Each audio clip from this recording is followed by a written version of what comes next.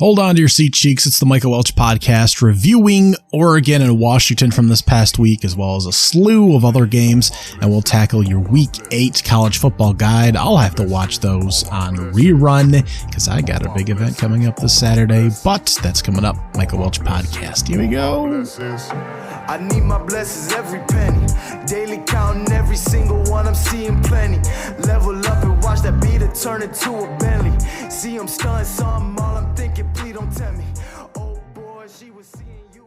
Oregon and Washington was a great one, as expected. After punts by both teams on their opening drives, we had 5 consecutive touchdowns. Ultimately, Washington, of course, came away with a 36-33 victory. Oregon gave up points at the end of the first half, passed on points, I should say. Wasn't able to get any up. They went for it on a 4th and goal. Time was running down.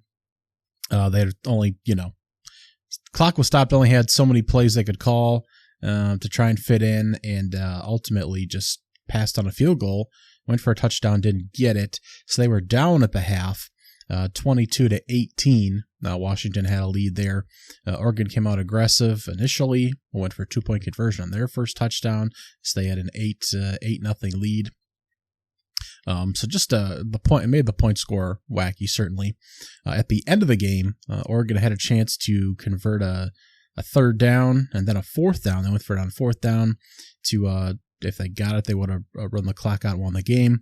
Washington made the stop, got the ball, 2 plays, 2 big passing plays by Michael Penn, who looked like the better quarterback on the day, and Washington was able to make what would be the game-winning score. Oregon did drive and put themselves in field goal range and missed, and that was the difference in the ball game there. But turnovers on downs by both teams, a few stops by both teams, still had points on the board. They hit the over of 67. I thought we might actually get a little defense, even though I think these are 2 great offenses as well. I also think these are 2 of the top maybe 7-8 teams in the country legitimately, which means you have to play a little defense. And as we know, Oregon had the much better stats coming into the football game, and they certainly put some pressure on Michael Penn and looked pretty good, but Washington was able to do their part as well. Ultimately, Oregon, 541 yards of offense, Washington 415, so quite a discrepancy there. Washington also, I believe, led the country in penalties, or penalty yardage at least. 5 for each team, 55 penalty yards, 45 penalty yards, so not as bad as it could have been, but when the calls were made, they were pretty egregious. Washington literally continued an Oregon drive in the first half on a pretty bad penalty, and just not great there. So that has to be worrisome, certainly at least on the Huskies side. Only turnover came by Michael Penn. Overall, just a great game.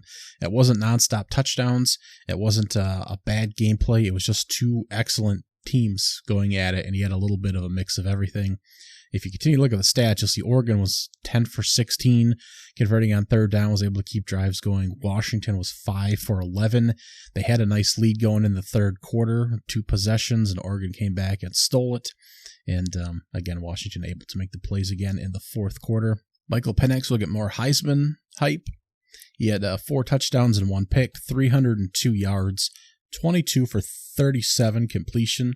Bo Nix was 33 for 44 for 337 yards and 2 touchdowns. So better yardage, more attempts, fewer touchdowns, but still Michael Penn made some pretty wild throws there. His lead receiver was Ramon Oduzzi, 8 catches for 128 and 2 touchdowns. He also had Polk, who had 6 grabs for 118 and a touchdown as well.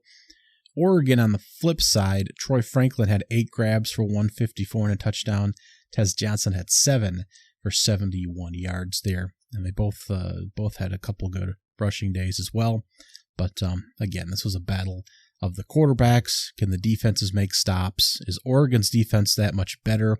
Every talking head was picking Oregon because the only big discrepancies were in those defensive statistics. And as we see now that they played a better team, that did not quite come to fruition there.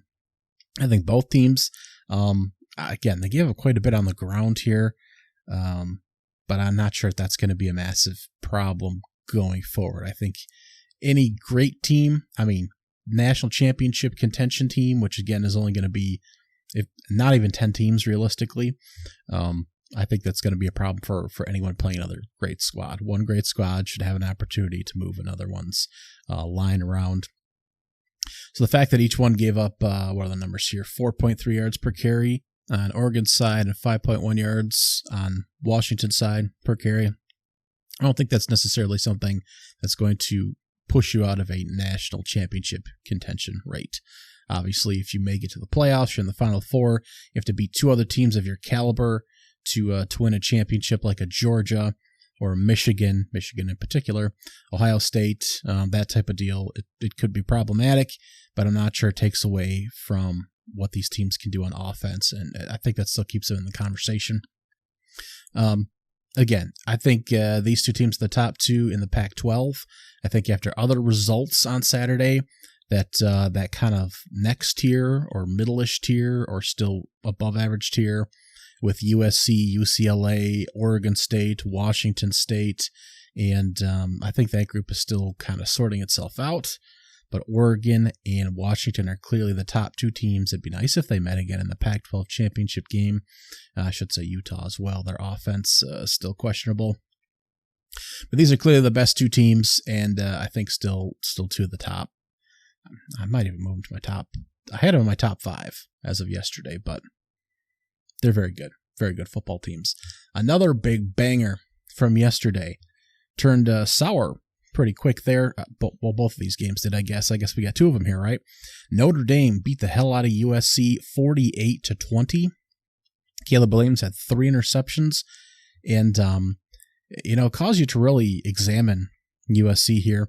We know the defense still has problems, and I've talked about already about how the offensive line has problems, and we're going to hear more of that coming out of this football game in particular, because the defense was not as big of a problem this game and giving up 48 points to Notre Dame. It was the offensive line getting completely beat to hell and Caleb Williams making some questionable decisions. It looked like USC did not know what the hell was going on, quite frankly. The numbers are just horrible for USC across the board. 199 yards for Caleb Williams, 1 touchdown, 5.4 yards per passing attempt. About 100 yards rushing for the team. Not good at all. Notre Dame at home, last game of the month of very difficult squads that they've played. Hartman wasn't awesome, 13 for 20, 126 yards passing, 2 touchdowns. Aldrick Esme had a couple touchdowns on 95 yards rushing. They just didn't have to do a whole lot. Caleb was under pressure. Caleb feels like he has to do everything. You saw that at the end of the Arizona game, where again, multiple times Arizona ran a 3-man and 3-on-5 against that offensive line and still got pressure on him. Notre Dame only completed, 3 for 10 converting on 3rd down, which is pretty atrocious. But 5 total turnovers forced by USC, a +5 turnover margin for Notre Dame, and I mean that was it. Short fields converting into touchdowns. And 48-20, Notre Dame, just defensively, a really good defense. And they just smashed the hell out of USC with relative minimal effort. We knew that was coming for USC. The team's arguably worse. I don't think it's really a conversation. They're worse than they were last year. And they've got Utah, a road game to Cal, which I don't think can be underestimated. Washington, Oregon, and UCLA, who also has a horrible offensive line right now, left to play. So USC is going to catch some losses here. It's unfortunate. Love watching Caleb Williams. Like to see him in the NFL. Of course, he ended the last season banged up. Yeah, it's too bad. The team's not very good. And I posed the question to a friend the other night. If you took Caleb Williams off this team and replaced him with an average-ish quarterback, let's say a Devin Leary, the quarterback at Kentucky right now, is this team much different than 2 years back, the 4-8 USC squad that was not very good? Lincoln Riley's got to get some more guys in there that don't just play receiver and quarterback. North Carolina hosting Miami. Big one here. But North Carolina beats the brakes out of Miami. They make it a little bit closer in the fourth quarter after North Carolina does some screwing around. And North Carolina has an egregious amount of penalties. I don't know if they quite had a school record, but they had 14 for 147 yards. That is outrageous. That should never happen. I mean, half that many is too much. And that's what Miami had. 7 penalties for 69 yards. And 4 turnovers for the Canes as well. Plus 4 turnover margin for the Tar Heels. So altogether, 21 penalties and 4 turnovers in this game. It's just awful. And the Canes still had 482 yards of offense. 508 for North Carolina. So the Tar Heel defense that has looked better throughout the year and is much better than seasons past. Still going to up yardage to the Canes, which is still a good football team, I think. But they have some real problems. They give up 5.5 yards per rush by North Carolina. Only 3.4 themselves. Just didn't look very good at all. And again, turnovers absolutely killed Miami.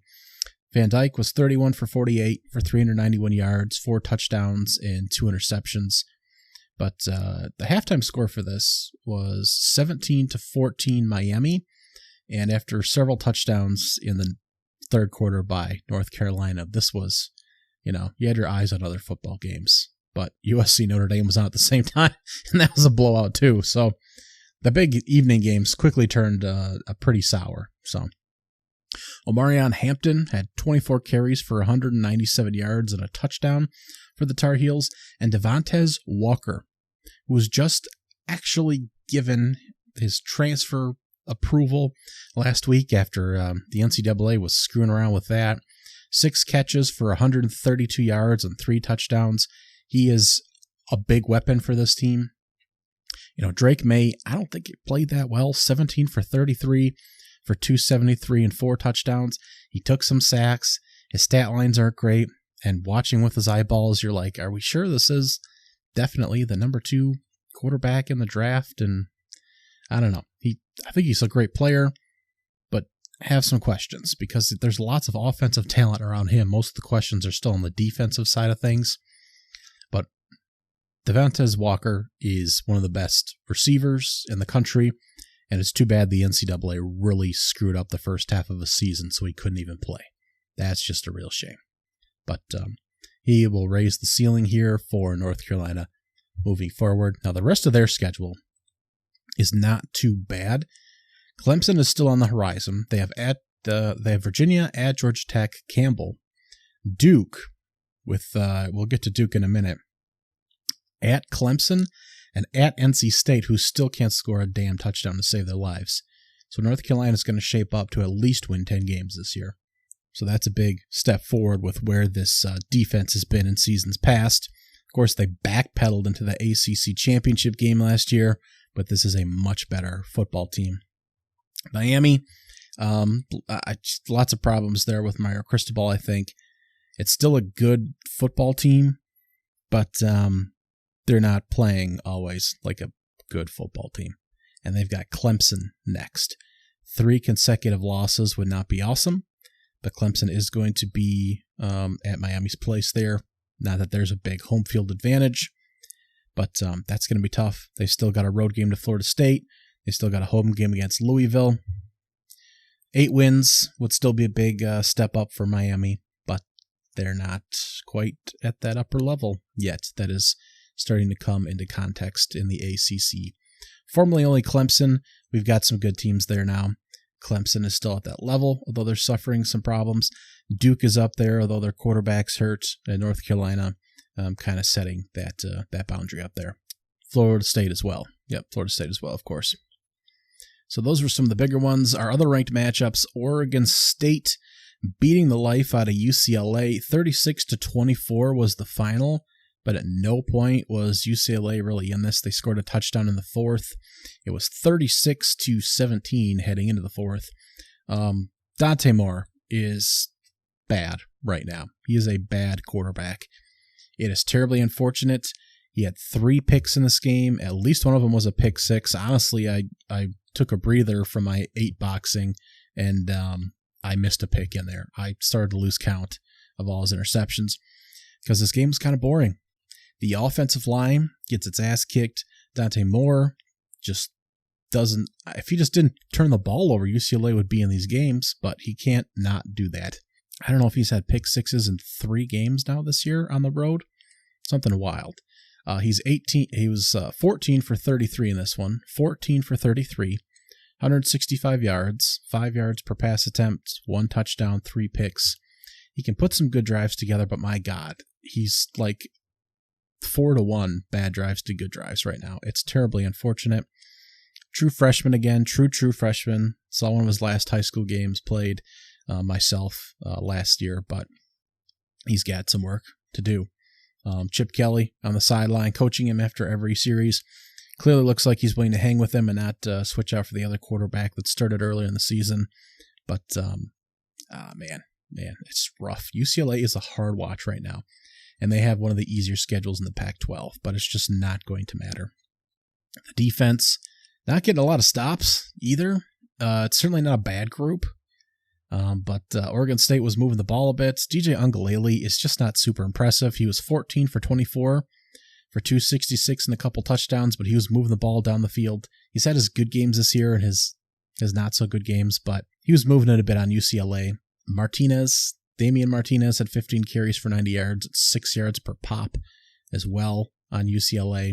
Now again, some of these were shorter fields, unfortunately, but I don't know. Oregon State's defense looked vulnerable as well against Cal last week. So maybe these two defenses just actually aren't quite as good as we think. Carson Steele had to do a lot of work for UCLA again. He's such a big guy. Hard to believe that he's just running the ball. It looks like a tight end to me, but 22 carries for 110 yards and a touchdown, over 280 yards on the ground overall for UCLA. But that's what they have to do in offense, is do that and try not to turn the ball over. Again, the Beavers 36-24. So they're 3-1 still in conference play. They got whooped by Washington State, obviously. 6-1 overall. But the Bruins now 1-2 in the Pac-12. That's terribly unfortunate. Now we had lots of blowouts in the top 25, particularly in the top 10 group. A lot of them played at noon. That was a horrible window, as we discussed. Georgia screwed around, let Vanderbilt score 13 points in the fourth quarter to make it an unimpressive 37-20 final score. More importantly, Brock Bowers was hurt in the second quarter, and we don't know if he's going to be okay. He did not return. That would be a huge loss, obviously, for Georgia. They more than doubled up Vanderbilt in yardage in this game. The passing numbers, though, weren't awesome. They had a couple turnovers. The 7.5 yards per carry as they ran through Vanderbilt, but that would be a big loss on the offensive side if they didn't have him. Michigan rolled Indiana 52-7. They forced 4 turnovers. They just crushed Indiana's offense. McCarthy had 3 touchdowns.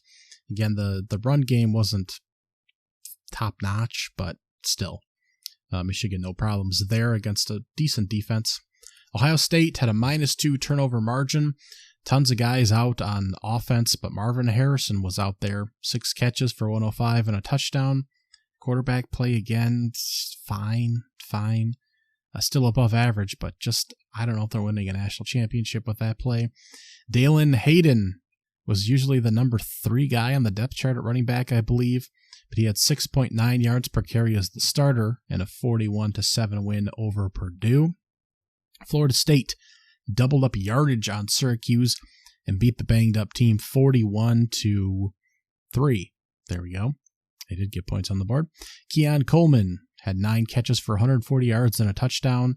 He is like one of the best receivers in the country, and he might be the best player on Florida State. Jordan Travis, I still think, has his flaws. Not to say he isn't still one of the best 10 to 15 quarterbacks in the country, but Coleman is astounding. It is tough that Michigan State let him go. Penn State beat UMass 63-0.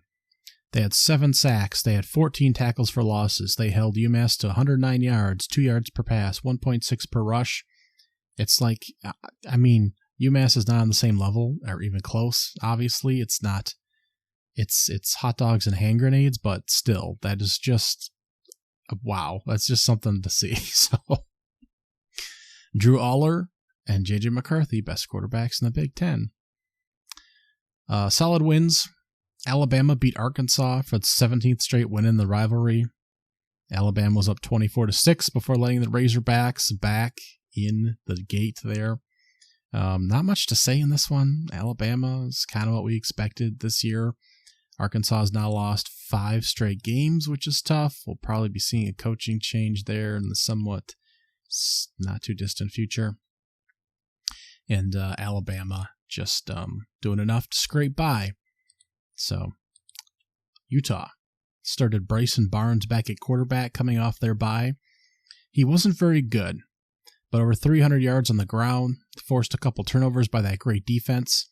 They recovered from a 7-0 Cal first quarter to pull out a 34-14 win.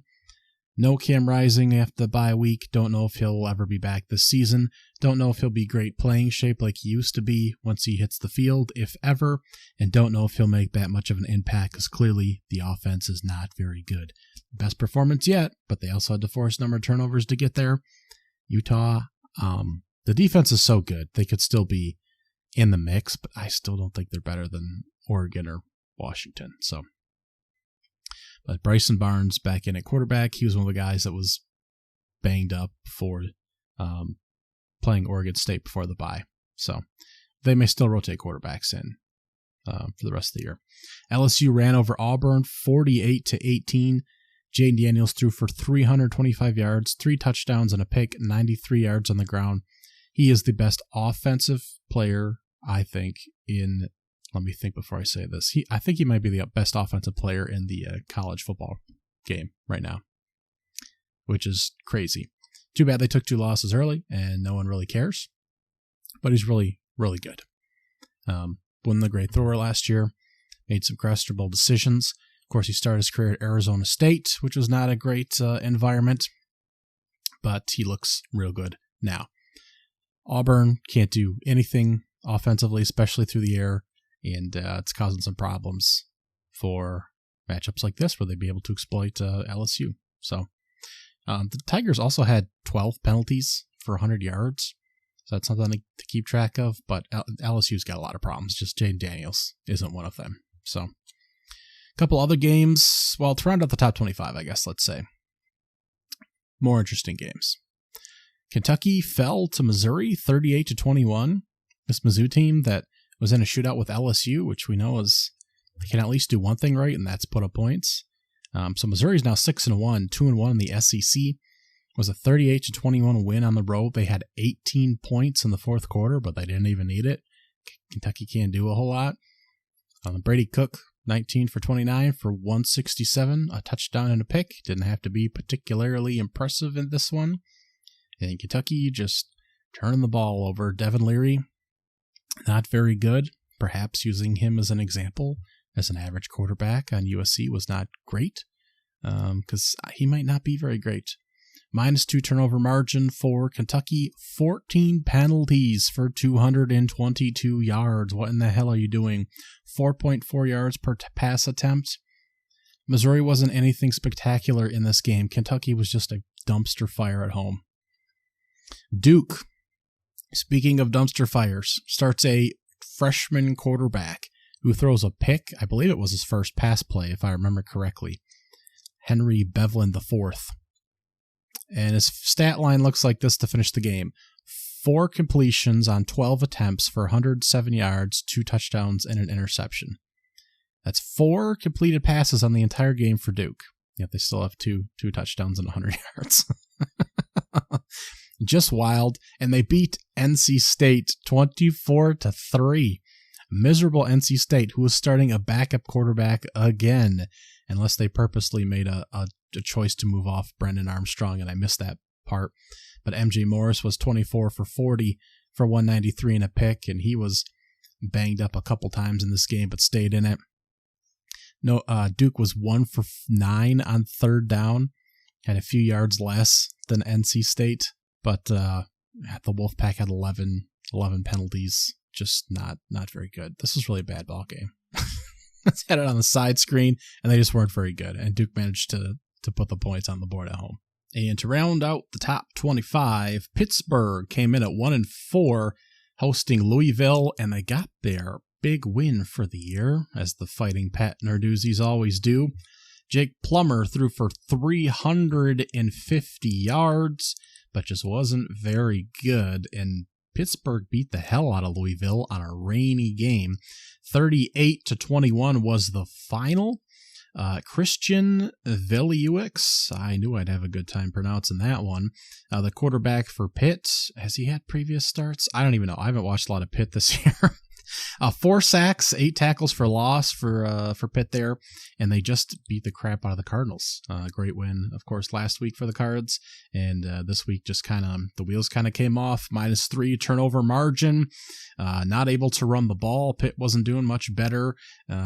Turnovers were the difference, though. Panthers get one over at home on the Cards, so big one there.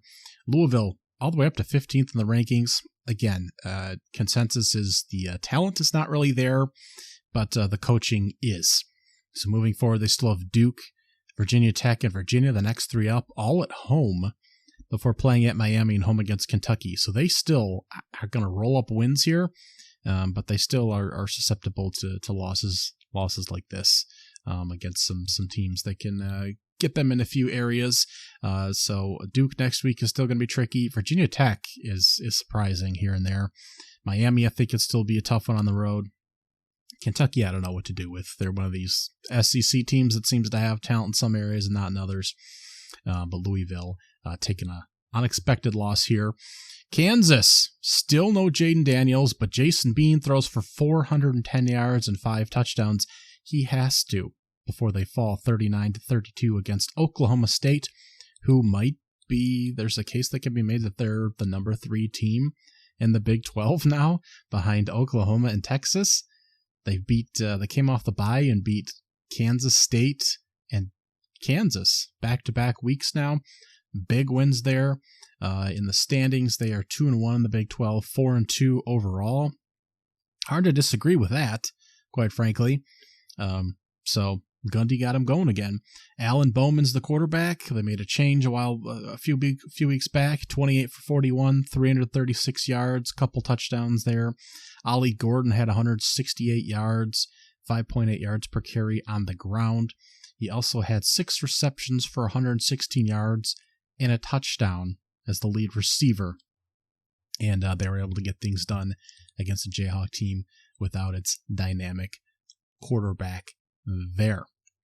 Also, this was supposed to be a big one. Number 19 Tennessee hosting Texas A&M. 20-13 was the final score. Max Johnson kind of thought he'd be able to do something as the backup there, especially with Connor Wingman only having so many starts. Max Johnson was supposed to be the guy at LSU for a few years back, just waiting in line to have an opportunity to start. Coming in as the backup for Texas A&M, and he's struggling, man. 16 for 34, 16 for 34. That's less than 50%. 223 yards, 6.6 yards per attempt, not getting the ball downfield. 2 interceptions, 50 yards, 50, 60, 70 yards passing after sack yardage here. Joe Milton on the other side for Tennessee was not good. 11 for 22, 100 yards, a pick and an interception, but they're able to get it done on the ground, over 200 yards there. And again, turnovers by Texas A&M. 3 sacks and 8 tackles for loss for the Aggies.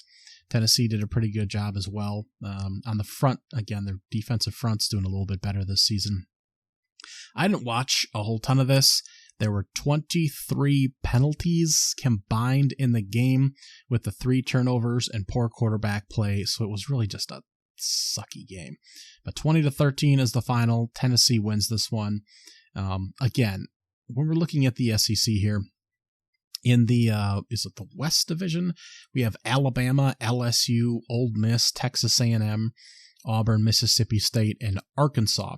Arkansas is 0-3 in conference play. Mississippi State's 0-3. Auburn's 0-3. Texas A&M's now 2-2. And Jimbo Fisher noise to get him fired is going to be loud. Ole Miss took a bye week this week. They're 2-1. 5-1 overall, and they're a decent football team, but I don't think they're going to upend Alabama, who's going to scrape out by a couple games, winning by a possession. And LSU's got defensive problems. So that division's just not as high quality as we're familiar with. Still teams that could beat up on a lot of other middling squads, middling divisions in college football. You look at the flip side, behind Georgia, who themselves I'm not particularly impressed with. We have Florida, who you don't know what to do with week to week. Missouri, who's 6-1 at this point. That looks pretty good, actually. Tennessee, who again, just not sure what to do with. They lost to Florida. Kentucky looks kind of crummy. And then you have South Carolina and Vanderbilt. But Missouri could be the second best team in there. Missouri might be like the number 4 team power ranked in the SEC right now. Could be Georgia, Alabama, LSU, then Missouri, then take your pick. Ole Miss, Florida, Tennessee, Texas A&M. Just a lot still to be kind of figured out there in the SEC math, I think. Rolling into a couple of their finals. Florida beat South Carolina 41-39. Graham Mertz had a career day, 423 yards and 3 touchdowns for him. I guess it's about time since he's played 4 or 5 years at this point. Looked good. His very first game ever in 2020 against Wisconsin, and hasn't looked great since then. It's been an okay year for him, his transfer year here at the Gators, but that's better than the dumpster fire that he has been at times, and how bad Anthony Richardson was throwing the ball at times last year, quite frankly. But 30 for 48, 423 yards, and 3 touchdowns was excellent. They had the ground game going as well, but still, Spencer Rattler would have had an opportunity to possibly win this game late just by putting them in field goal range. 313 yards, 4 touchdowns, moving the ball down the field, over 100 yards rushing by the team, but 4 sacks and 8 tackles for losses for South Carolina, a team that's been struggling all year. So, don't know what to do with Florida. Even in a good win in career performances, it's a game that easily could have lost by a struggling South Carolina team. Other notables in the Pac-12. Oh man, I missed the Washington State-Arizona game. Washington State, of course, ranked 19th at the time, thumped 44-6 by Arizona. Backup quarterback Noah Fifta throws for 342 yards, but no touchdowns. It doesn't matter. 5 on the ground for Arizona, as nobody watched this damn game because it's on the Pac-12 network. Thankfully, we won't have to worry about that for too much longer. Just a horrible performance by Washington State. Again, their offense couldn't do a whole lot of times last year. It was very much Cameron Ward throwing it 20 to 25 times a game. The ground game could sometimes get some stuff going. They relied on the defense. But this game, they were better getting into this year. They had a nice win over Oregon State, a nice win over Wisconsin, who's looking pretty bad as well. But this was just a flattening here. The Wildcats are a good football team. 10 for 17 on third down, 516 yards as they more than doubled up on Washington State. And they forced the Cougars into 3 turnovers and 1.6 yards per carry. That's horrible. But just an implosion by Washington State at home, and a great look by Arizona. Friday night, Colorado is up 29-0 on a bad Stanford team. What happens? Well, they have to come back and win the football game is what happens. 46-43 for those of you who didn't see it already. Stanford over Colorado in double overtime. Shedeur Sanders has 400 yards on the dot and 5 touchdowns with 1 turnover on the game. He's also sacked 4 times. And man, the quarterback here for Stanford, they've been going with a quarterback rotation with Ashton Daniels and Justin Lameson. Now, Daniels is, I think, a pretty good quarterback. Not that you'd know from Stanford's performances this season, as they were 1-4 coming in. He's also been hurt in addition to being rotated in and out, but his few bright spots have been good. Both quarterbacks performed very poorly against, I think it was Sacramento State, out of all teams, which did not reflect very well. But he started and played this whole game. 27 for 45 for 396 yards, 4 touchdowns. He had pressure in his face all the damn time. Colorado had 3 sacks on him. The offensive line, a lot of things aren't good for Stanford. The offensive line didn't look very good, though. And he still held in and played pretty well. I think he'll be good moving forward for Stanford. I think he's hopefully secured himself as the starting quarterback there moving forward. No more rotating in and out. But I'm not sure anyone will be watching him or recognize his ability other than some people that torture themselves watching some bad football sometimes. And unless Stanford can make a leap next year, he still may not be fully recognized for his abilities. It's possible that he transfers out. Not that that's been rumored, but if he can play, there'll be people looking for him. So he looks pretty good, though, and he kept them in the game. He was also their leading rusher as well. 13 catches for Alec Aymar, 294 yards, 3 touchdowns. No one else had more than 4. And they did nothing particularly special at half. They seemed to get more pressure on Shedeur Sanders in the second half and just came out and started dumping points all over the place. Sanders did throw a pick in double overtime. It was really tough. I don't know what he was doing or what he saw or what the thought process was. Just a rare bad play by him at the end of a tight game. We've seen several of them now, but just a bad play. It was easy for Stanford them to get the layup kick in overtime, double overtime, to put it away. I don't know why Travis Hunter played so many snaps on both sides of the football after a lacerated kidney. 2 touchdowns, but he was also tired by the end of the game. Possibly frustrated too. He was getting in a back and forth with one of the receivers, I believe, or corner, or maybe he was playing receiver or corner. Hard to keep track at this point.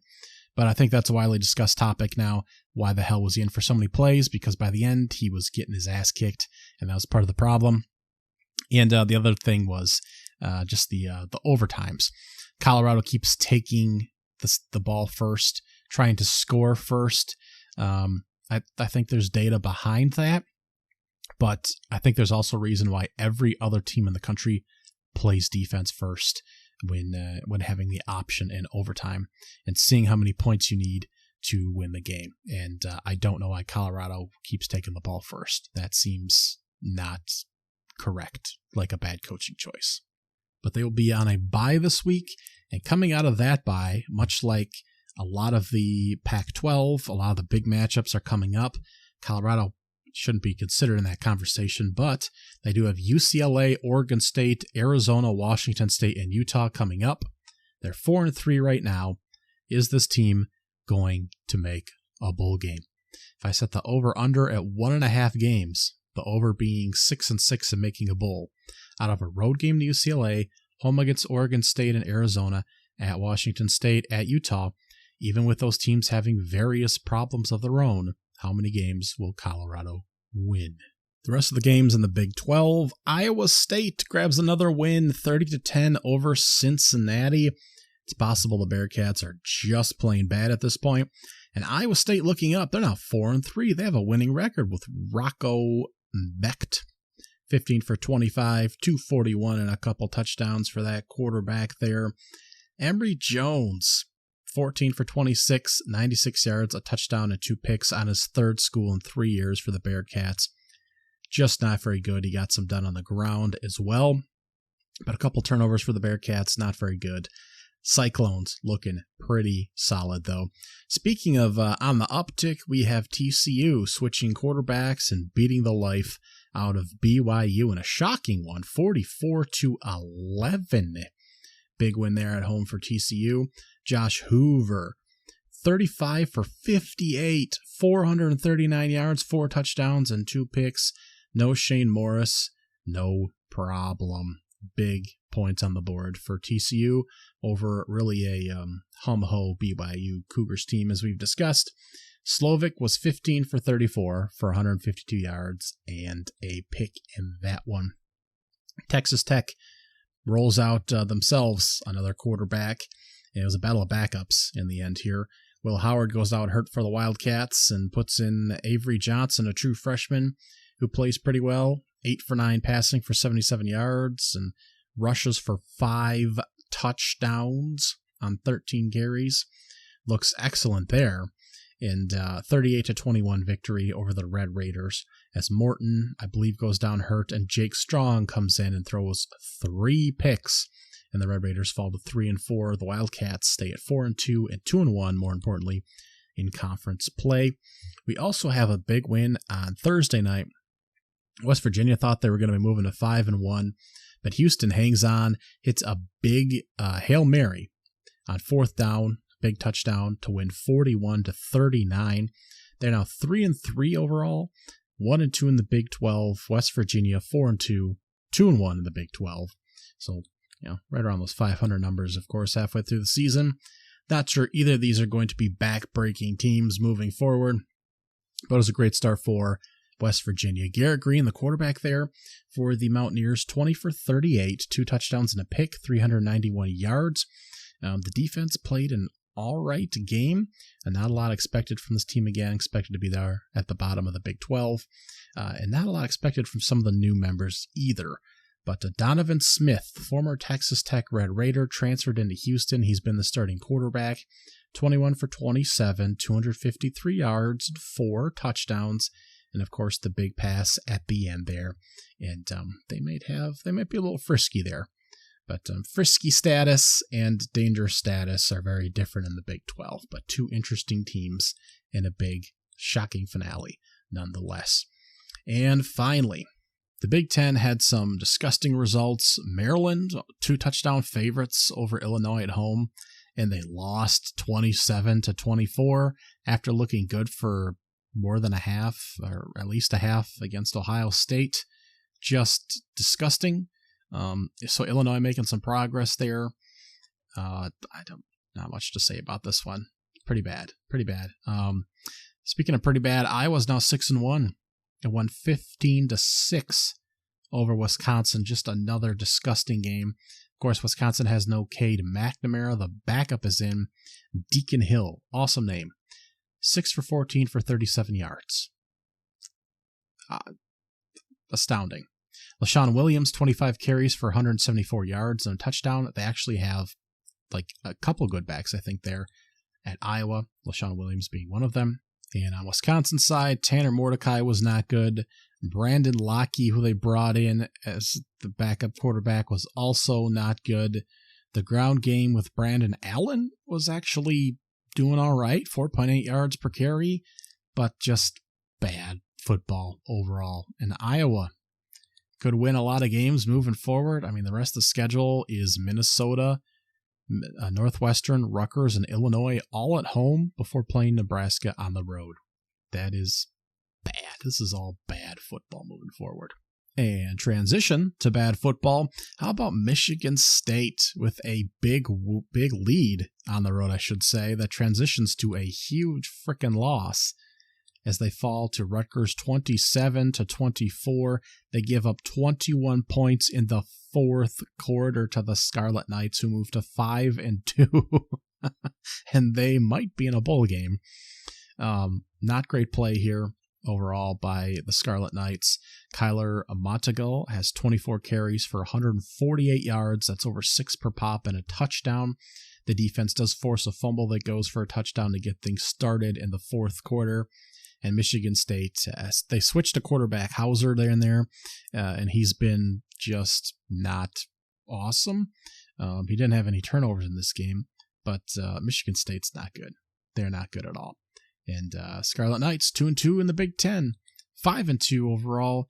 The rest of their schedule, though, at Indiana, Ohio State, at Iowa, at Penn State, and home against Maryland. Even with Indiana and Maryland having their flaws, it's still going to be a struggle for the Scarlet Knights to get to their 6th win. In the ACC, the only game we haven't touched on yet is Virginia Tech beating Wake Forest 30-13. Wake Forest is now 0-3 in conference play, 3-3 overall. Virginia Tech is now 2-1 in the ACC, 3-4 record. Now, their starting quarterback is Kyron Drones. Oh my God, Kyron Drones. That one I can actually pronounce. He transferred from Baylor, if I'm not mistaken. He was a good kid there, back up to Chapin, played a couple games when he was out past couple of years. And I actually thought he was going to be a decent quarterback for Baylor. and possibly push Chapin for a starting position. And that did not exactly happen. He transferred out. He's at Virginia Tech. He's not exactly a killer quarterback by any stretch, but he's also, I don't think, awful. In this game, he was 20 for 29, 321 yards. That's 69% completion, a couple touchdowns, only took 1 sack, 59 yards on the ground. He can do that. He's had 2 games this year where he's rushed for a couple touchdowns.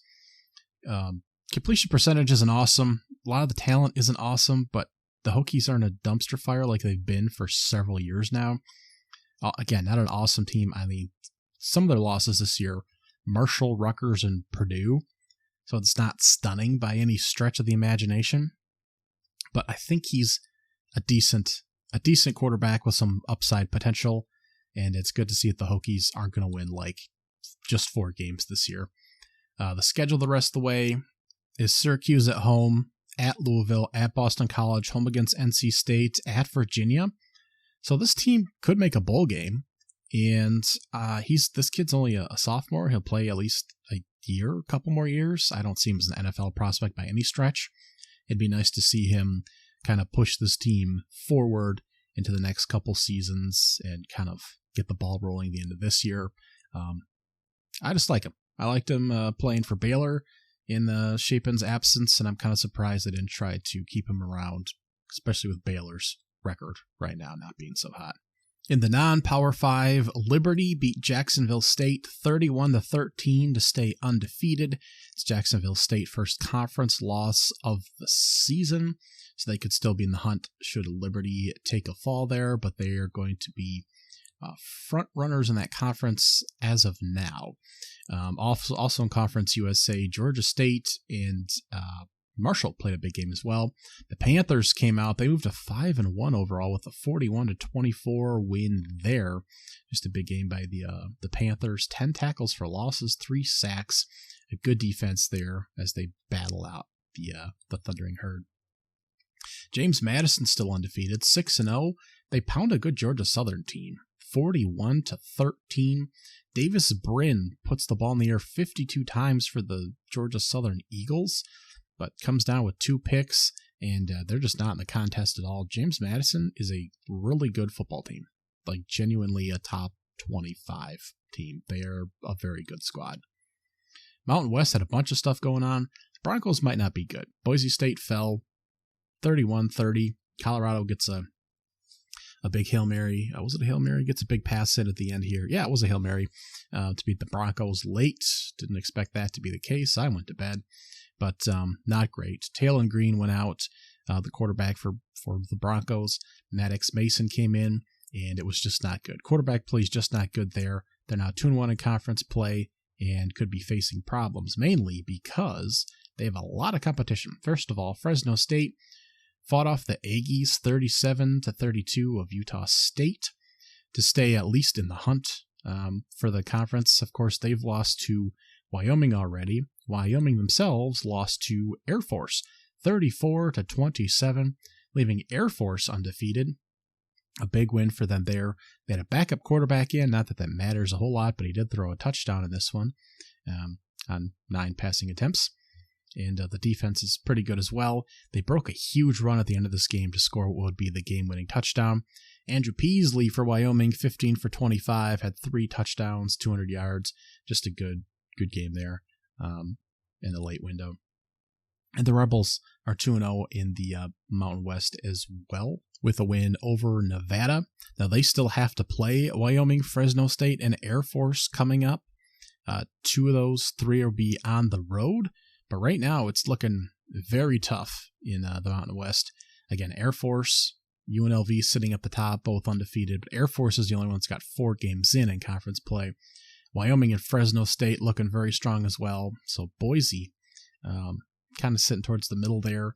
Thought to be in contention in the preseason, possibly with Fresno, but there's going to be at least 5 decent teams in there. Colorado State may still have a say as well. And then the bottom half is not very good. But Mountain West should be an interesting race all the way until the end. The American Conference. We now have a healthy Frank Harris at UTSA, and they're undefeated, only 2-0 in conference play, but undefeated.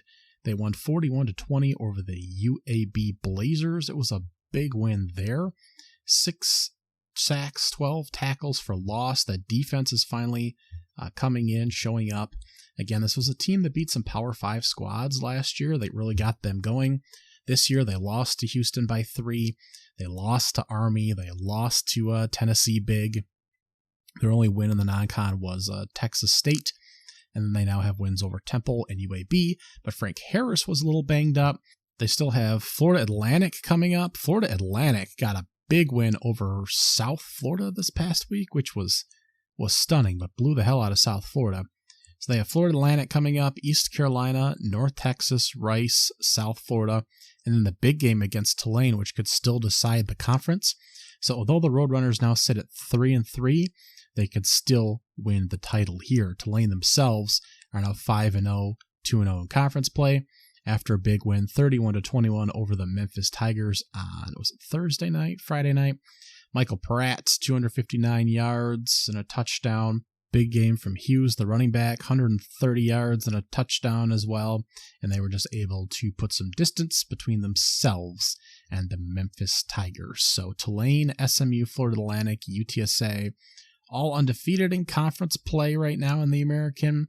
But Tulane and UTSA, still last game of the season for those two against each other, could ultimately decide that conference. Good to see Frank Harris back and healthy for what could be a very dangerous UTSA team down the stretch. Now, the new AP poll just dropped, and there isn't a ton of change. Georgia, Michigan, Ohio State, Florida stayed the same. Wisconsin and Penn State flip-flopped. Oklahoma, Texas, Alabama, and North Carolina are your top 10. We had some movement from Texas, Alabama, and North Carolina because Oregon fell down to 11. But that was to be expected, so just one team sliding down there. And then USC slipped down, so we had a couple teams slide up. But Ole Miss is 12, followed by Oregon State, Utah, Tennessee. USC lands down at 16. And then Louisville's going to fall as well, so that allows everyone else to slide up a few spots. That lands Duke at 17, followed by Notre Dame, LSU, Missouri. Louisville lands at 21, followed by Air Force, who makes it into the rankings at 22. Iowa, who makes it in at 23. Tulane makes it in at 24. And UCLA drops to 25. So teams that fell out were Washington State, who was 19th, Kentucky, who was 23rd, and Kansas, who was 24th. So not bad. Again, we expected to see Oregon, USC, Louisville, and UNC drop. That just moved teams up a little ways. The biggest jump there being, Washington only jumped one spot, so that was that.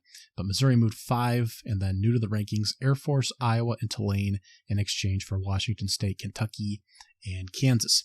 Next up with the most votes, effectively your 26th team, is James Madison, followed by Clemson, Florida, Fresno State, Washington State.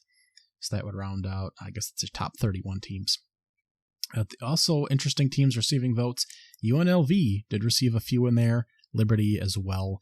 So just keep that in mind. Oklahoma State got a handful, about a dozen votes as well. So just keep that in mind. We're heading towards the back half of the college football season. Your watch guide for week 8 of the college football season starts on Tuesday again. Some of the top teams in Conference USA going at it. Liberty will be hosting Middle Tennessee at 7 o'clock on the CBS Sports Network. Favored by a couple touchdowns at home in Lynchburg, Virginia. And again, an undefeated team here. We've still got quite a few left at this point in the season. And nice win over Jacksonville State on the road last week. And looking to move to 7-0, possibly have a shot at entering the top 25, again getting some votes if they can beat Middle Tennessee on the CBS Sports Network on Tuesday. That Jacksonville State team is still 5-2, 3-1 in Conference USA. They're hosting Western Kentucky at 7:30 on ESPNU. Western Kentucky is actually favored on the road here. Why? Because Austin Reed is having himself another great season. They've got a couple wins in a row here over Middle Tennessee and Louisiana Tech. Last week, they were able to scrape by. They were thumped by Ohio State earlier in the season and do have a loss at Troy, who themselves is not a terrible football team. But Austin Reed, 14 touchdowns, 3 interceptions. He's been kept pretty clean in the pocket. 1,600 yards so far this season. Only completing 61% of his passes, but still decent for one of the top passing quarterbacks in college over his career there. So that'll be a good game on 7:30 ESPNU. And another 7:30 game, ESPN2 will have South Alabama at 3-3 hosting Southern Miss at 1-5 as well. South Alabama playing pretty well, even though they're a 500 team, but they will be several touchdown favorites on the Golden Eagles. Rolling into Wednesday, Sam Houston is now 0-6, but boy, do they cover. Coming back from a 14-point deficit against New Mexico State last week.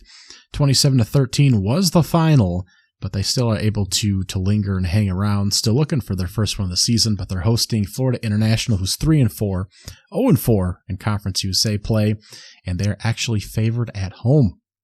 Sam Houston is. So 7 o'clock CBS Sports Network, and that New Mexico State team will be playing the same night at 9 o'clock on ESPN2. They'll be heading to play the UTEP Miners in El Paso. UTEP 2-5 at the moment. Again, not as exciting a slate on Wednesday, but those are your games. Thursday, 7 o'clock ESPN2 and 7 o'clock ESPN. Tulsa will be hosting Rice on 2. Just a couple 3-3 squads there. Remember, JT Daniels, the quarterback for the Rice Owls. They're coming off a bye. Tulsa, favored at home, though. And Marshall, the Thundering Herd, took another loss last week, but they're still 4-2, hosting a good James Madison team who's 6-0. This is your chance to get them on a night where not much else is going on. We, of course, have a Thursday night football. But James Madison favored by 4 on the road, looking to move to 7-0. And your Thursday night football game will be pretty good as well on Amazon Prime.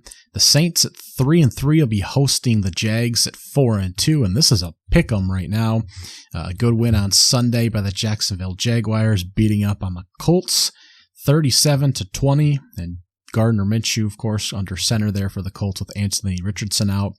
The Saints taking a tough loss on the road to the Texans, who continue to surprise a little bit this season.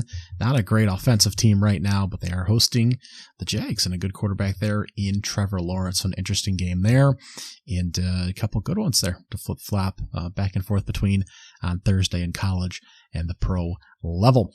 Friday, not as exciting. Temple at 2-5 will be hosting SMU at 4-2. 7 o'clock ESPN2, SMU heavily favored on the road in this one. Saturday, getting into your noon slate. We have 9 games, 4 ranked teams, one of your 4 top 25 matchups, I believe, on the day playing. There's one in every window, so that's pretty nice. Number 3, Ohio State will be hosting number 7, Penn State. A big game, of course. The Nittany Lions will be underdogs here, 4.5. So pretty steady favorites are the Ohio State, not just home favorites, but they would be favorites on a neutral site by that measure. I personally have had Penn State ranked ahead of Ohio State for a good chunk of the season. They've had some questionable play on their offensive line, and I don't think their secondary is quite as good as it was last year for the Nittany Lions, but still been a good football team. They haven't been challenged by a good offense. They did beat West Virginia earlier in the season.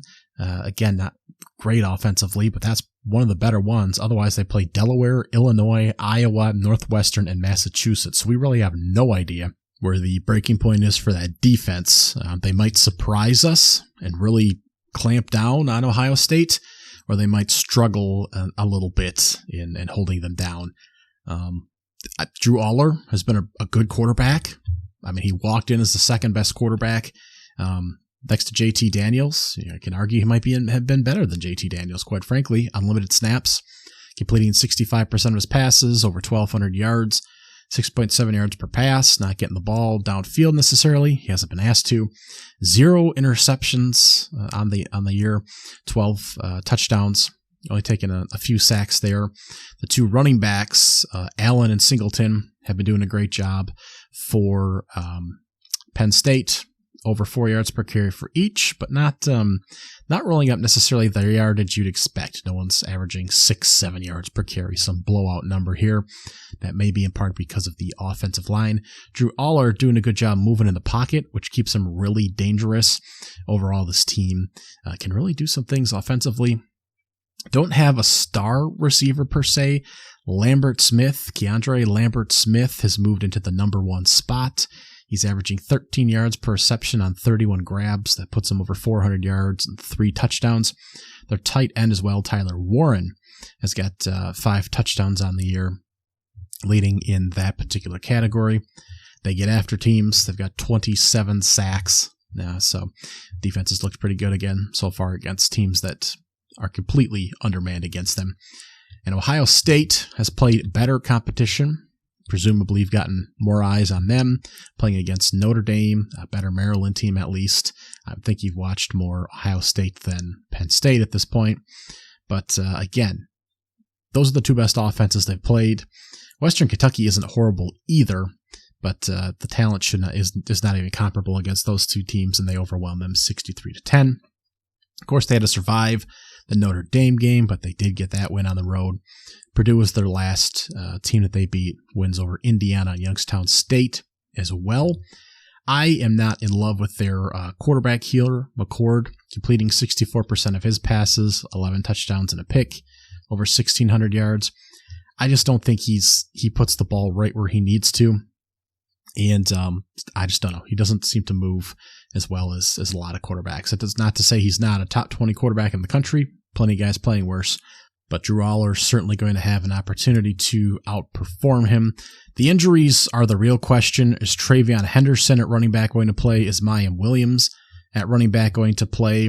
Is Emeka Mbuka at wide receiver going to play? I don't think Julian Fleming played either at wide receiver.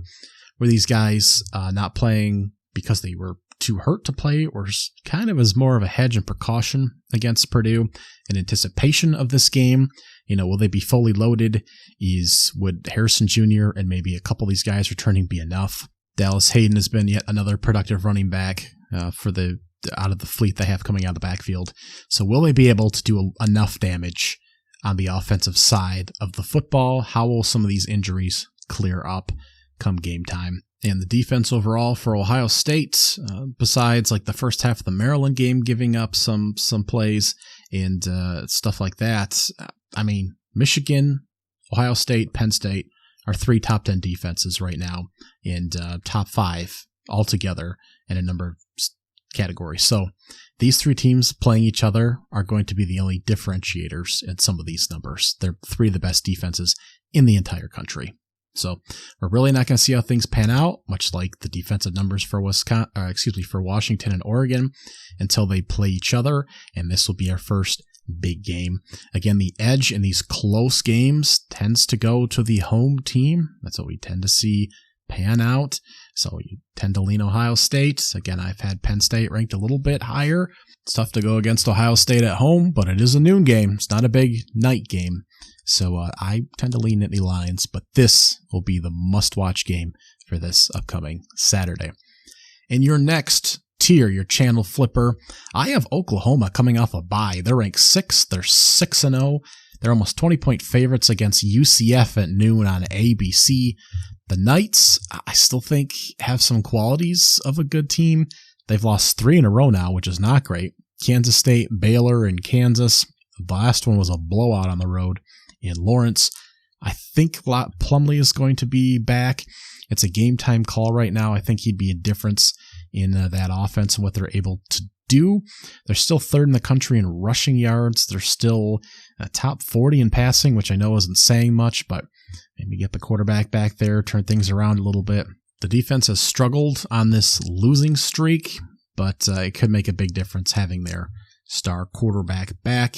And is Oklahoma one of the best 7-8 teams in the country? Better than that even. They're coming off a bye. They've had time to prepare for this. They could blow the hell out of Oklahoma. That's certainly possible, or out of UCF, excuse me, but there's just not much to watch on this slate either. So Oklahoma I have as a good channel flipper there. Other notable games, we have Arkansas hosting Mississippi State. The Razorbacks are 2-5 and 0-4 in the SEC, but they've had a brutal schedule and they haven't been home in a month. So there's a good opportunity for them to grab a win here. They're touchdown favorites. This is the noon ESPN game. Mississippi State also winless in the SEC and 3-3. Again, coach is not using his players well. So the Razorbacks have a chance to win here. Or maybe Will Rogers throws the ball around a little bit. God forbid we let one of the career leaders in passing yards throw the ball and outrun it 50 times. Indiana at 2-4 will be hosting Rutgers at 5-2 on the Big Ten Network. Rutgers favored on the road, looking for a bowl game. This will be one of the top opportunities to do that. There will not be a lot of points in this one. 42-point over-under. There will also not be a lot of points in Air Force heading to Navy. Air Force still undefeated, looking for win number 7 against another Armed Forces team here. 3-3 Navy. This will be on CBS at noon. And that tells you how thin the schedule is, quite frankly, that this is making a CBS schedule here. 37.5 is the over-under on that one. 10 points going Air Force's way. And lastly, UAB will be hosting Memphis.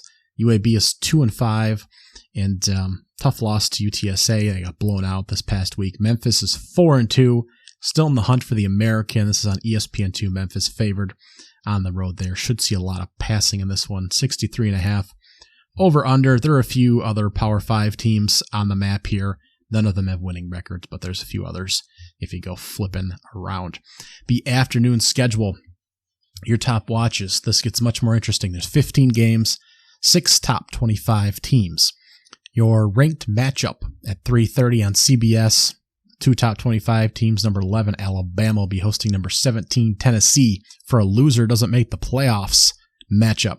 Now, Nick Saban has been doing exactly what a Hall of Fame college football coach should be doing, and that's getting his quarterback comfortable and developing him in the middle of the season here.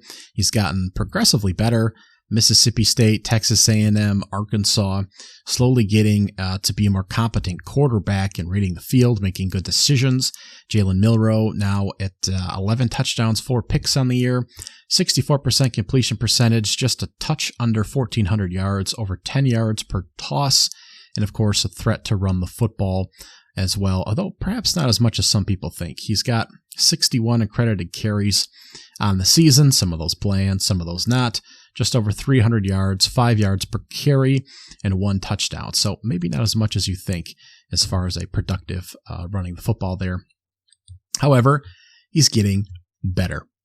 And running the ball is still going to be a big piece of the game. Trying to get some of those deeper tosses, taking your shots downfield. Tennessee's defense is still going to allow you to take some shots in the back end and move the ball a little bit. They've been winning running the football. I think Alabama's going to have a chance to really gum that up.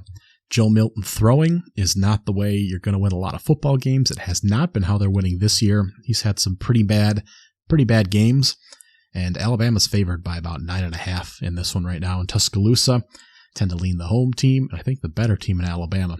Could be tough for Tennessee fans to swallow. I tend to lean Alabama on this one, but still, the result either way, a big win for Alabama with not a lot of tough offenses left on the schedule. This would be big for them. They've got LSU left after this one, which is the big one, followed by Kentucky, Chattanooga, and Auburn. My God, if those teams might not score 10 points combined against Alabama. So Tennessee and LSU is really about it left on the schedule, and both of those games are at home. And Tennessee still has Georgia to go, but they also have Kentucky, UConn. They have a tough one at Missouri. They have Vandy as well. So, but if they can get Alabama here on the road, that would be a big win as well. Just a big game, really, that might be a low-scoring kind of sludge fest, all things considered. The other game I have up here, and it could be a snoozer, to keep that in mind. Might be over at halftime. Oregon, 20-point favorites at home against Washington State on ABC. Now, Oregon had to put a lot of energy into last week's game, obviously, going on the road, and then they fell. But Washington State here is going to come in and want to beat them, especially after the poor performance last week. Not sure that they're just going to be able to flip a switch and go on the road and beat Oregon here. So something's got to give. Either Oregon comes out and has a nice win here, even though Washington State's not ranked at the moment. Washington State maybe punches them back in the mouth. I mean, the worst thing that happens is Oregon has a little deflated energy and knows they can win and sludges through this one. And Washington State is also performing poorly like last week for some reason. And you just have some kind of low-scoring blah fest. But it's a 60-point over-under. Oregon's favored by 20. Could also be a good football game. So that's the other one I have on the top watch. Things are still in the balance here in the Pac-12. Oregon can't take another loss. But Washington State, they've shown that they have a high ceiling competent of delivering. Now, there's a lot of interesting games in the channel flip category. However, I have West Virginia hosting Oklahoma State as one that actually made the category. This is on ESPN. West Virginia's favored in this one. Both teams are 4-2, have one conference loss. West Virginia took a tough L to Houston on a Hail Mary last week. Otherwise, they'd be 5-1 and 3-0 in the Big 12, managing to keep things going here and be competitive. Oregon State came out of a bye and started kicking ass. Now 4-2. The offense looks potent, and the defense is forcing turnovers and doing some things. Now they're on the road here, but I'm kind of surprised that this isn't more of a even balance or even a pick'em game. This could be a very good one. And we're still trying to figure out where kind of the middle tier is of the Big 12, or even a second tier between the average teams and the great teams of Texas and Oklahoma. And one or both of those teams could make that kind of level there, above just bowl eligible and below the championship, kind of the still good football teams. So I think this will be a good ball game in Morgantown. Houston, by the way, has a former Texas Tech quarterback in there. They're hosting Texas, and this is on Fox at 4 o'clock. Houston's had its problems. They're 22-point dogs at home. But just because Texas is coming off a bye does not necessarily mean they're just going to roll up a big win here. Again, needed a Hail Mary to win last week, did Houston. They lost to Texas Tech on the road the week prior. They've lost to TCU in a blowout. They lost at Rice. It has not been a pretty year for Houston in the least. And they're still not guaranteed to go bowling, which is not great. So, but Texas, coming out of a bye week, is not guaranteed again to just roll up a win. They came off the Red River rivalry devastating loss. They should win. They should win by several touchdowns. I still don't think Quentin Ewers has his head on straight as far as his mentality attacking the game all the time. Is he talented? Yes. Does he always look like he wants to be there? I don't think so. So we'll see if Houston comes out with its hair on fire and is able to at least cause some problems for Texas on Saturday. Notable games. Missouri, man. How about Mizzou? Now hosting South Carolina, a team that can always lose or always possibly pull an upset if Spencer Rattler throws for 500 yards. This is the SEC Network afternoon game, 3:30 Eastern time. But Mizzou is ranked 20th. They're 6-1. They're favored by almost a touchdown. Lots of points, a decent amount of points expected in this one. And Brady Cook can pitch, and he's got a couple guys that can catch. And South Carolina trying to mess things up for them. That's on the SEC Network. Tulane, ranked 23rd, 5-1, hosting North Texas. They're 20-point favorites in this one. Again, they don't want to lose at any point here. They'll have the big game against UTSA, presumably, for the crown at the end of the year of the American Conference. They could rematch again in the conference championship. But those are supposed to be the two best teams as I see it. North Texas could be a little disruptive. Again, always been a very potent offense. They're 30th in passing yards, 23rd in rushing, but they give up tons of points. We could see quite a few in this one unless Tulane is able to just shut it right down, which they're capable of. Iowa is hosting Minnesota. Iowa's 6-1, ranked 24th because somebody's got to be. Minnesota's 3-3. NBC's taking this game. I don't know why. Iowa's favored by 5.5 with a 32.5 point over-under. So that'll be on TV. Illinois at 3-4 will be hosting Wisconsin, who's 4-2 on FS1 at 3:30 as well. Wisconsin favored on the road, and I don't think you can trust either of these teams. So that's the Big 12 West for you. If you're also interested, on the Big Ten Network, we'll have 3-3 Nebraska hosting 3-3 Northwestern. But quite frankly, that didn't make any of my lists. But those are your Big Ten afternoon games, if you're excited for those. Moving into the evening, I got 2 games. Top watch is your pick. One of them could be a disaster, and that's USC hosting Utah.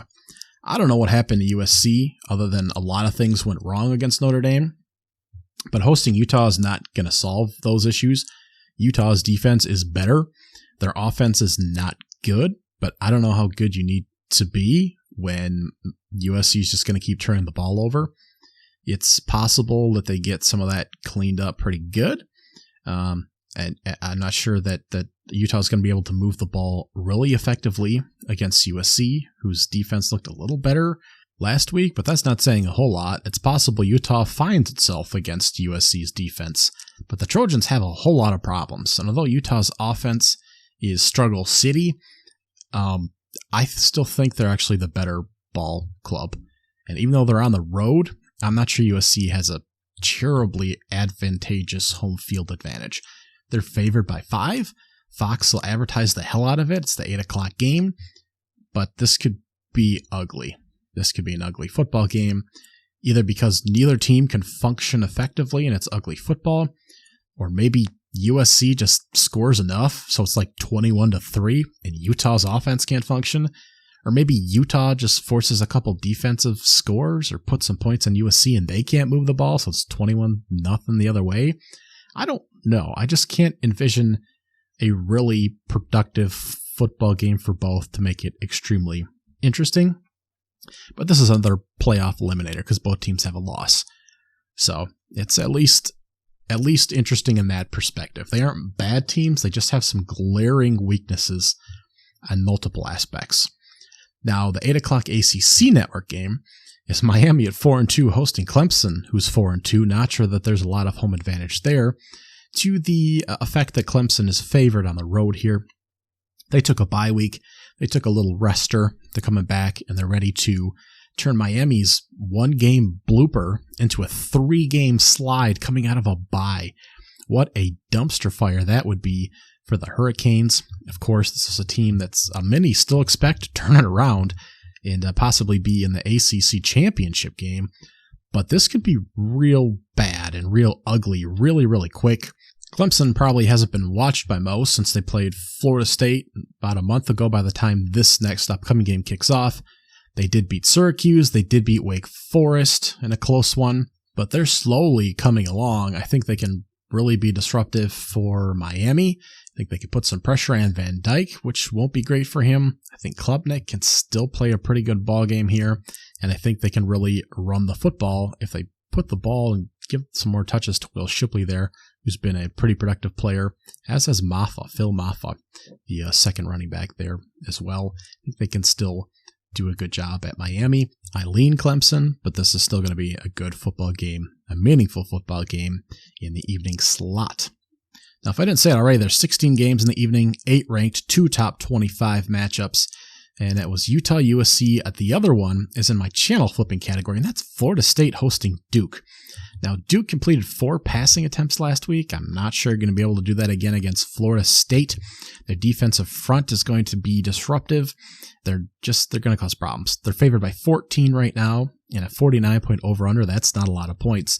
So they're really expected to really gobble up Duke's offense in this one. I hope this is a good football game, but this is also in Tallahassee. They're going to have a better offense. They might have a better defense, at least defensive front. And Duke's, I think, going to have some real struggles on the road here. The other game I put in this category, and I have several notable games, but I elevated Kansas State hosting TCU. Now, Kansas State did bench Will Howard due to performance issues. I had to go back and double check that to bring in the true freshman Johnson, who had a great day, especially on the ground with 5 touchdowns. TCU also went with a backup quarterback as well at new starter, so we could have 2 hardcore new starters in this game. 2 teams, again, trying to carve their way to the top of the Big 12, although TCU is 4-3 and 2-2 in conference play, but Josh Hoover is giving them a much better chance to win. And so far, Avery Johnson for Kansas State has looked great. So I think this will be a good game between two teams who are making the adjustments necessary to stay competitive in the Big 12. This could be just a big one at 7 o'clock on ESPN2. Kansas State favored by 7.5 at home. Could be closer than that. Other notables, I do have Florida Atlantic hosting UTSA. Again, I believe in the Roadrunners, particularly in conference play. Healthy Frank Harris beat the life out of UAB last week. I like them. I think they're a good football team. 2-0 so far in conference play. Florida Atlantic had a blowout win over South Florida last week. The Owls are favored by a field goal at home right now. Should be a great football game in the American Conference there. I still like UTSA, but man, could be a buzzsaw there in Owl City. Auburn is hosting Ole Miss. Now, this is not as interesting because I don't think Auburn's offense is worth a damn. Ole Miss is favored by 6 on the road coming off a bye. Has some problems on offense. I think Judkins hopefully will be healthy, get that run game going. Jackson Darce performed better. Defense still isn't great, but to say Auburn's going to actually put some points on the board is just a freaking struggle. So that is a game that's happening. Keep an eye on a lot of the scores, see what's going on.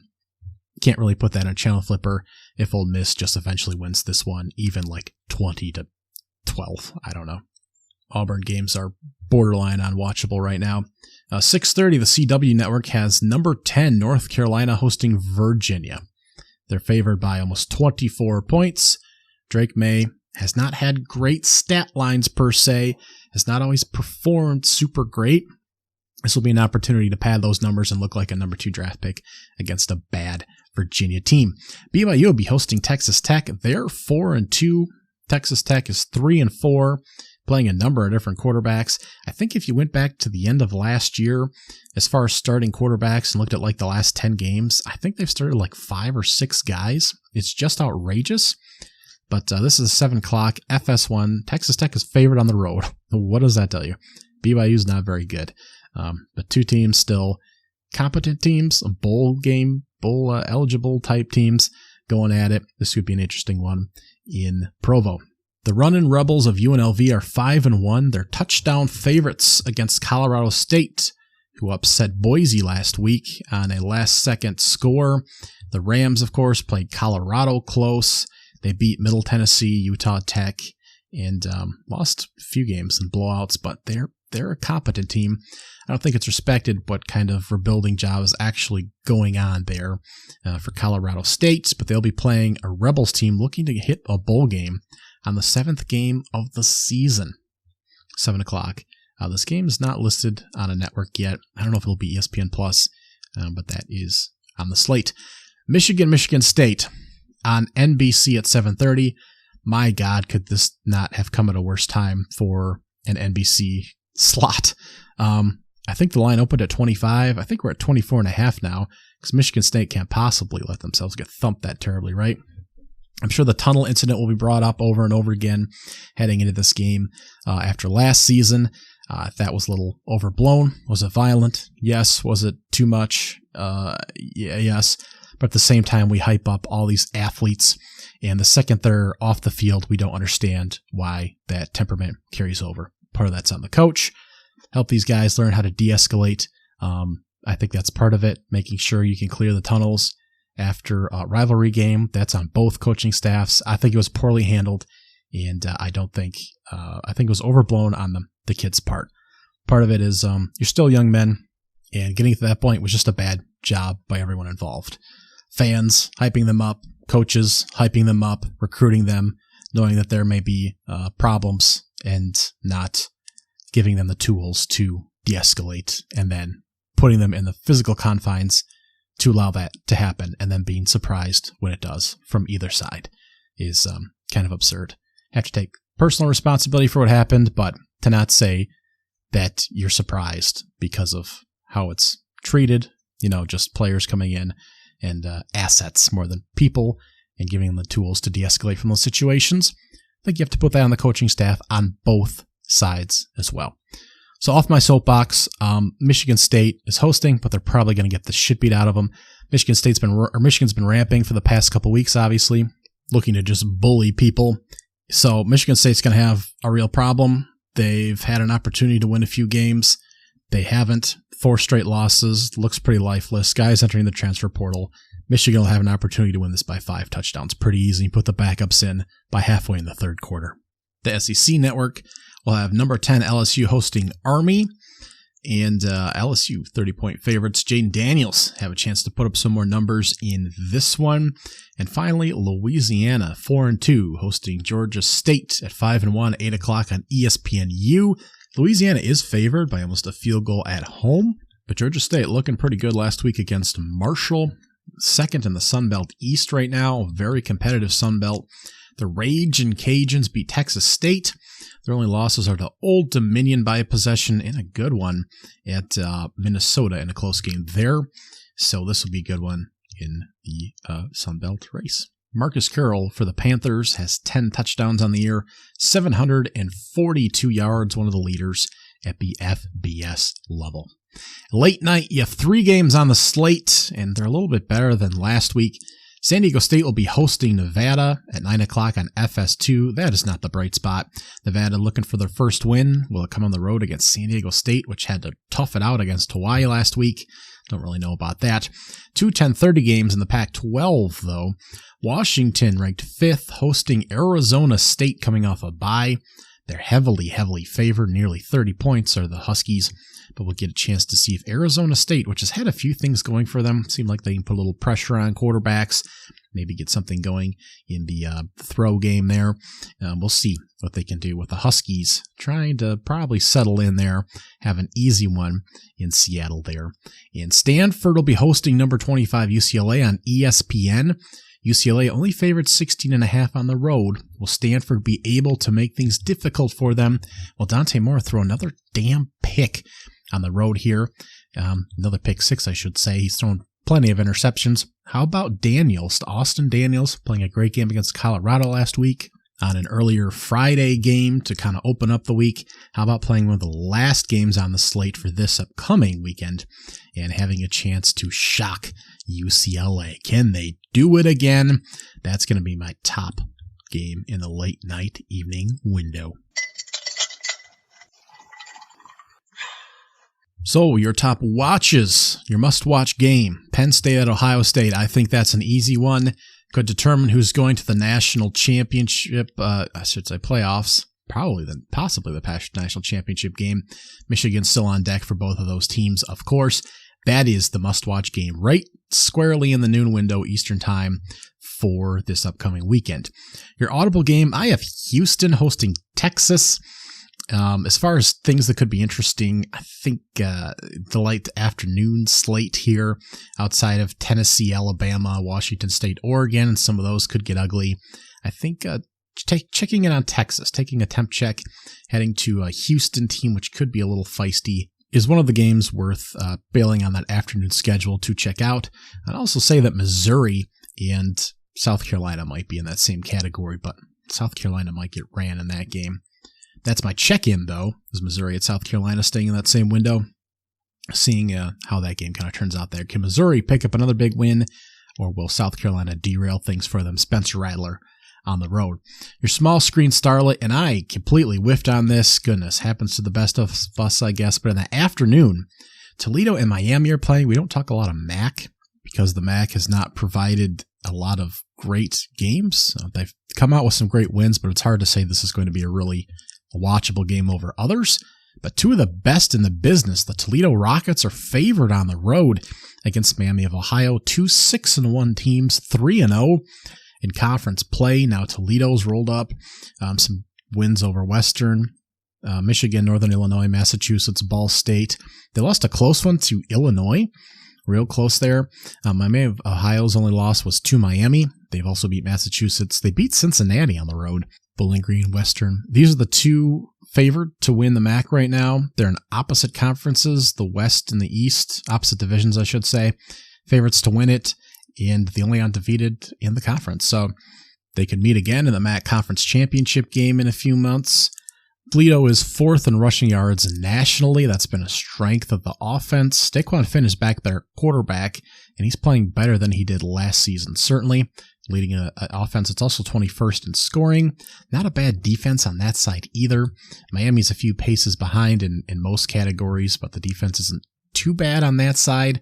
Blaine Gabbert's brother is the quarterback for them, Mr. Brett Gabbert, and he's not too bad either. 14 touchdowns on the year for him to 4 picks. So it should be a good, really good game in the MAC. That's the top small screen starlet for me on the 4 o'clock ESPNU game. My underrated game, I decided to go to Kansas State hosting TCU. Again, a couple teams that with quarterback changes could be on the upswing and towards the upper third of the Big 12 and could cause problems for teams moving forward, and more interesting quarterbacks, quite frankly, make for more interesting games. And finally, the late night snack.